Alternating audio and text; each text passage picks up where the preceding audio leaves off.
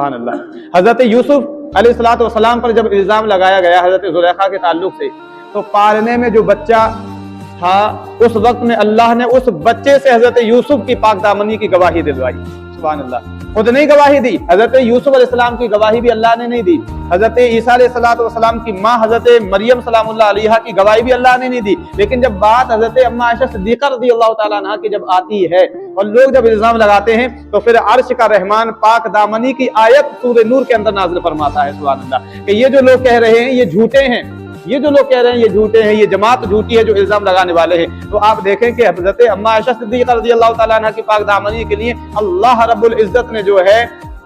آیت نازل فرمائی، یہ آپ کی شان بیان فرماتی ہے۔ محبت کتنی فرماتے؟ حضرت عائشہ صدیقہ رضی اللہ تعالیٰ عنہ فرماتی ہیں کہ حضور اتنا پیار فرماتے تھے مجھ سے کہ جب بھی کوئی اگر حضور کو کوئی نہ دودھ لے کر کے آتا آپ کی بارگاہ میں، تحفہ دیتا، کچھ بھی لے کر کے آتا، تو جب آپ وہ مجھے پیش کرتے اور میں دودھ جب پیا کرتی تھی تو جب وہ بچ جاتا تو حضور علیہ الصلوۃ والسلام آتے اور جس جگہ میں منہ لگا کر کے پیتی، جہاں میرے ہونٹ لگے ہوتے تھے، آقا علیہ الصلوۃ والسلام بھی اسی جگہ منہ لگا کر ہونٹ لگا کر پیا کرتے تھے سبحان اللہ۔ یہ پیار تھا حضور کا۔ فرماتی ہیں کہ جب ہم کھانا کھایا کرتے تھے، حضور میرے ساتھ کھانا کھاتے اور ایک برتن میں ہم کھانا کھاتے تھے، تو جس جگہ سے میں جو ہے کھانا کھایا کرتی تھی اور سالن میں میری انگلیوں کے جو نشان ہوا کرتے تھے، حضور بھی اسی جگہ سے جو ہے اپنی انگلیوں کو لے کر کے جاتے اور وہیں سے کھانا کھاتے جہاں سے میں کھایا کرتی تھی سبحان اللہ۔ یہ پیار ہے یار، ایسے پیار کیا جاتا ہے اپنی بیویوں سے۔ لوگ جو ہے بیویوں سے پیار نہیں کرتے، مرد بنا کرتے ہیں، انہیں جو ہے پیار نہیں دیتے، اکڑ رہتی ہے یار۔ مرد جو ہے اکڑنے کا نام نہیں ہے، مرد وہ ہے جو اپنی بیوی کو پیار کیا کرتا ہے،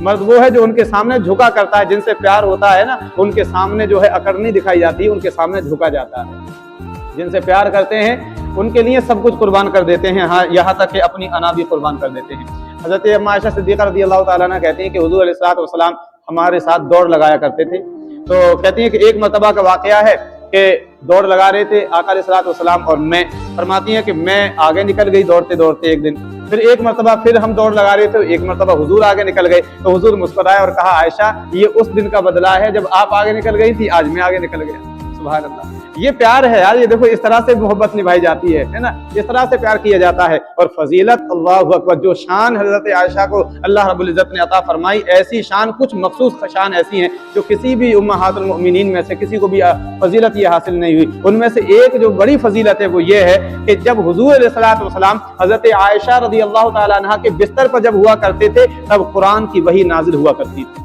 سبحان اللہ۔ کسی بھی بیوی کو یہ فضیلت حاصل نہیں ہے، ازواج مطہرات میں سے کسی بھی بیوی کو یہ فضیلت حاصل نہیں کہ آپ ان کے بستر پر ہوں اور قرآن کی آیتیں اتر رہی ہیں۔ یہ حضرت اما عائشہ صدیقہ رضی اللہ تعالی عنہا کی فضیلت ہے کہ حضور ان کے بستر پر ہوتے تھے اور قرآن کی آیتیں نازل ہوا کرتی تھی سبحان اللہ۔ اور محبت کا عالم یہ کہ جب آقا علیہ الصلوۃ والسلام کی جب آخری وصال کا وقت تھا تو حضور علیہ الصلوۃ والسلام کا سر مبارک حضرت عائشہ کی گود مبارک میں رکھا ہوا تھا اور آقا علیہ الصلوۃ والسلام کا سر مبارک حضرت عائشہ کی گود میں رکھا ہوا تھا۔ تو حضرت عائشہ کہتی ہیں کہ آقا علیہ الصلوۃ والسلام نے جو آخری جو سانسیں لی تھی وہ بھی میری گود میں لی تھی، یعنی حضور کا جو آخری وقت تھا وہ بھی حضرت اما عائشہ صدیقہ رضی اللہ تعالی عنہا کی گود میں تھا اور آپ نے آپ کی گود ہی میں وصال مبارک فرمایا سبحان اللہ۔ یار آپ بتائیے کہ اس محبت کا اندازہ کیا ہوگا کہ جو محبوب جس کی گود میں ہو اور اسی وقت جو زندگی کے جو آخری لمحے ہوں، بالکل آخری لمحے، آخری سانسیں چل رہی ہوں، زندگی کے آخری قیمتی لمحے ہوں، وہ اپنی چہیتی بیوی کی گود میں جو ہے گزارتا ہے، اور اس کے لیے کتنی شان والی بات ہوتی ہے۔